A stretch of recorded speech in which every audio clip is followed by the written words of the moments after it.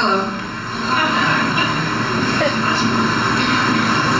The experience of celebrating my bar mitzvah comes only once in a lifetime. In my lifetime, there will be many more milestones and achievements to fulfill. Some will be celebrated in a special way because I am Jewish.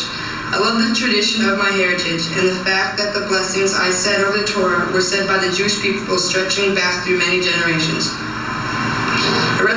I read from the Torah as my ancestors have also done for thousands of years. I think that it's really cool that what I read from this evening is the exact same Torah section as thousands of young men and women all over the world celebrating their bar mitzvahs and bat mitzvahs.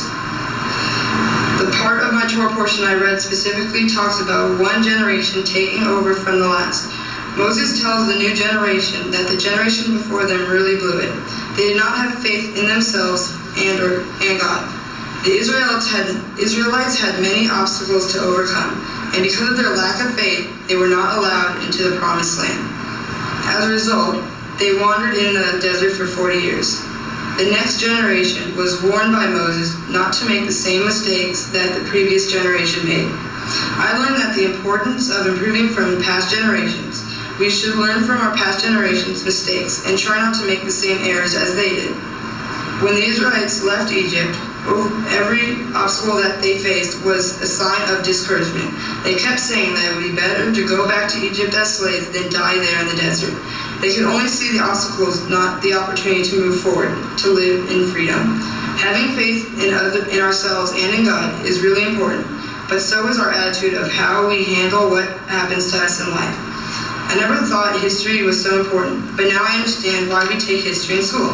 I must admit, though, that I still think history is a boring subject.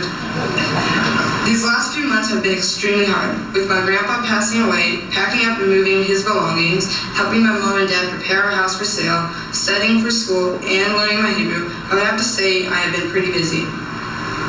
Like the Israelites, I have a lot of obstacles to overcome.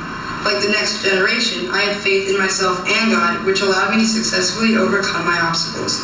I started this process of becoming a bar mitzvah because it was really important to my grandpa.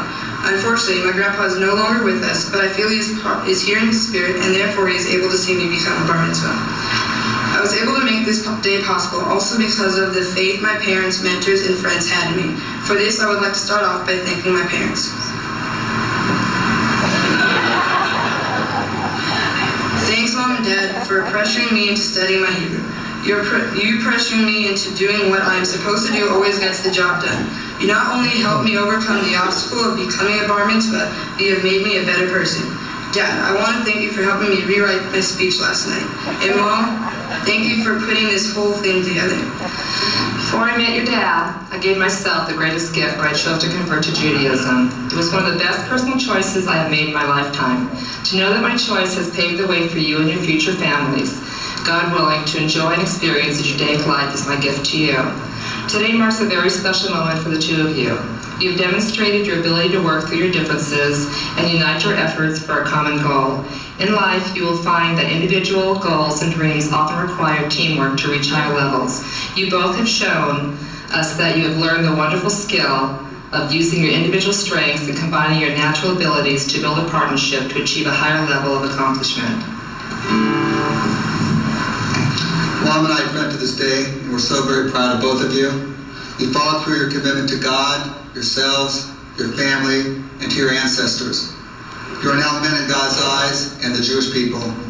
Whether you aspire to rule the world, entertain the masses, dig ditches, or lay bricks, we will always be there for you. Our only request is you live your lives assuming your large responsibility, being truthful and honest to yourselves. Treat your loved ones, friends, and competitors in the same manner. You will have a very fruitful and meaningful life.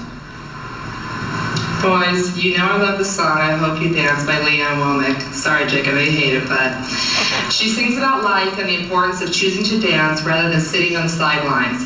Your lives will be full of opportunities, and we trust that you will have the courage and ambition to take chances and stretch to your highest potential. We love you and are so proud of you. Soon it'll be time to party and celebrate your outstanding accomplishments. Tonight, always, your dad and I pray that you will always choose to dance. We love you.